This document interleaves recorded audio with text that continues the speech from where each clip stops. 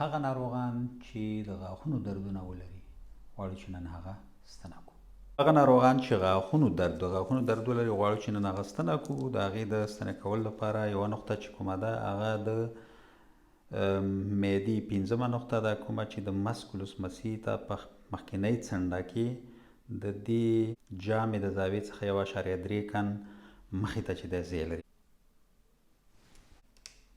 د معدې 6مه نقطه ده، کومه چې د دې جامې د دې زاویې څخه یوه ګوته مخکې په دې مسکولوس مسیح ته کې چې دی ځای لري.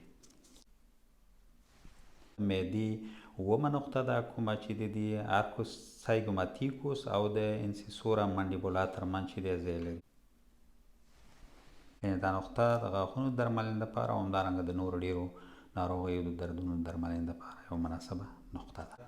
د غاښونو درملنې لپاره یوه چې ده هغه د تریخي 20مه نقطه ده، کومه چې د ستانوکلایډوماستویدس عضلې او تراپیزیوس عضلې ترمنځ د اوکسیپیټال په ښکتنۍ برخه کې چې دی ځای لري دواړو خواو ته.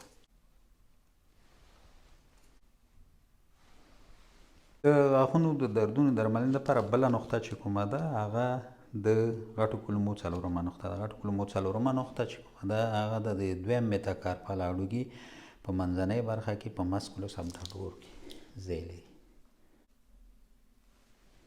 بله نقطه چې کومه ده د غاښونو درملنې لپاره ډېره مناسبه نقطه هغه د معدې 44مه نقطه ده، کومه چې د 2م میتاتارسوفلنجیال بند په ډسټال او لټرال برخه کې چې دی ځای لري. په افغانستان کې د دې درملنې د دود او د ټولو ناروغانو د روغتیا